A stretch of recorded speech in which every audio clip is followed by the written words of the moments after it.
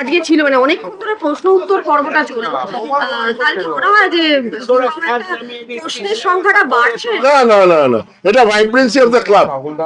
মেম্বারদের সঙ্গে আমাদের জনসংযোগের তো একটাই জায়গা, এই এজিএম এর দিন। আমরা তো বলতে দিই, আমরা কাউকে থামিয়ে দিই না বলা। আমরা বলতে চাই যে তারা বলে যান যত তাদের মনের প্রশ্ন আছে, কারোর কোনো ক্ষোভ থাকতে পারে, দুঃখ থাকতে পারে, এটাই তো বলার জায়গা। আমরা তো আনন্দিত যে আরো প্রশ্ন বাড়ছে, যত প্রশ্ন বাড়বে তত জানবেন মেম্বাররা সুযোগ পাচ্ছে তাদের মত প্রকাশ করার। এটাই তো ভাইব্রেন্সি, এটাই তো গণতন্ত্র। খুব ভালো।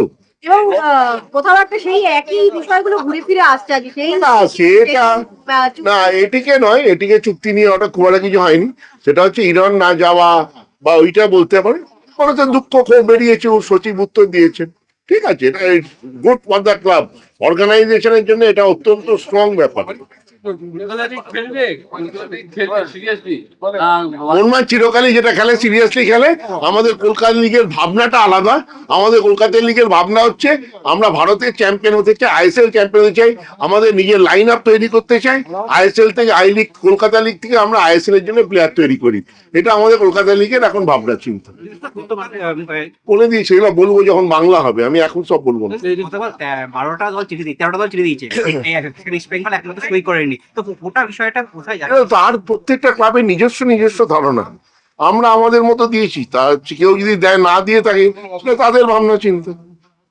এই চিঠিটার এগেইনস্টে এখনো পর্যন্ত কি কোনো রেসপন্স আপনি এগেনস্ট মানে উত্তরে এগেনস্টে বললেন আপনি সবসময় এরকম বিরোধী, প্রতিবাদী, একটা বিরোধী, এরকম রাতারাতি অ্যান্সার পাবো, এটা ভাবাটাও অস্বাভাবিক। রঞ্জিত ভাইয়া যে টুইট করেছেন, কাল থেকে আন্দোলনের ডাক দিয়েছেন, তো কি বলবেন? অনেক অনেক মানুষ অনেক রকম টুইট করছে, অনেকে অনেক বক্তব্য রাখছে।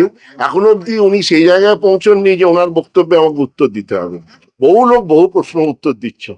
ফেডারেশনের ওয়েবসাইটে যে না সাল লেখা নেই বলে যে সেটা তো লেখা হবে, এআইএফএফ এর দোষ, এআইএফএফ এর দোষ। আমরা চিঠি দিয়ে দেবো, কালকেই চিঠি দেবো।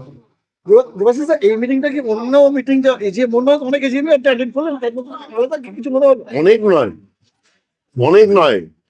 2005-এর আগে এজিএম হতো না মোহনবাগান ক্লাবে, আপনি জানেন না মনে হয়। আপনি সামনে আসুন, আপনারা দেখতে পাচ্ছি না। 2005-এর আগে মোহনবাগান ক্লাবে এজিএম হতো না। 2005 থেকে এজিএম শুরু হয়। 2005 থেকে আমি ফাইন্যান্স সেক্রেটারি, 2022 থেকে জেনারেল সেক্রেটারি, 2025 থেকে আমি প্রেসিডেন্ট। তাই না, আমার কন্টিনিউশন এখানে আর কারণ নেই। মানে কিভাবে ব্যাখ্যা করবেন এটাকে? আনন্দের, গর্বের। কিন্তু এত প্রশ্ন তো জর্জরিত হতে আর জর্জরিত কেউ হয়নি। কে বললো আপনাকে জর্জরিত? আপনার এই ধারণা হলো কেন? আপনি ভেতরে ছিলেন না। কলকাতা লিগে না, জর্জরিত কথাটা বললেন না আগে। খুব ভালো, আনন্দের দিন। আমি বলবো তত ভাইব্রেন্সি আমি দেখেছি আজ ক্লাবের মধ্যে। আপনারা একটু মানুষের বক্তব্য বেরিয়ে এসছে। লাস্ট কোশ্চেন, কোচের ভিসা নিয়ে কোনো আপডেট, কোচ কবে আসতে পারেন? পেয়ে গেলেই ভিসা পেয়ে গেলেই সরাসরি চলে আসবে। এবার দেখলাম অনেক বেশি প্রশ্ন উত্তর পর্বটা ভালো তো, মোহনবাগান মেম্বারশিপ ইন্টারঅ্যাক্টিভ। উত্তর মানে সবকিছুর উত্তর কি পাওয়া গেল?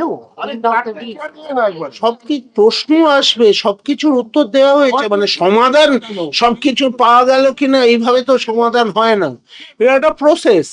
যা যা উত্তর ছিল ডেফিনেটলি দেখা হবে, বিবেচনা করা হবে।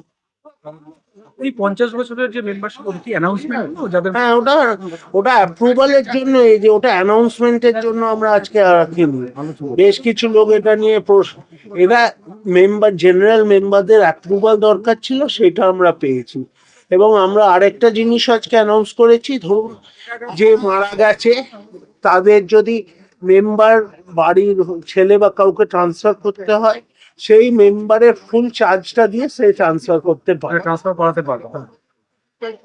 মানে তুমি সেক্রেটারি হিসেবে এটা পরে দ্বিতীয়বার এরকম এজিএম, তোমার কিভাবে এটাকে ব্যাখ্যা করবে? ডেফিনেটলি ভালো হয়েছে এজিএম। তো প্রশ্ন তো মেম্বারদের থাকবেই। মোহনবাগান ক্লাবে আমরা ভাবিনি আজকে যে 530 জন মেম্বার এসেছে। তো লোকে বলছিল নাকি এজিএম আছে, জানতে পারে না, তারপরে 530 জন মেম্বার এসেছে। সে ভালো তো, এটা সবাই মোহনবাগানের মেম্বাররা যত একসাথে হবে, যত একসাথে থাকবে, তত বেশি হবে। কিন্তু সেই পুরোনো প্রশ্ন, মানে মোহনবাগান সে তো কোনো প্রশ্ন কিছু তো থাকবেই। সারা সব জীবনে নতুন প্রশ্ন তো আসতে পারে না তাদের মনে। অনেকে তারপরে তো তারা আর প্রশ্ন করার জায়গা পায়নি। মেম্বাররা তো প্রশ্ন করার জায়গা পায়নি, আজকে তারা পেয়েছে, সব পুরনো না, তাদের কাছে এটা একই প্রশ্ন, নতুন প্রশ্ন।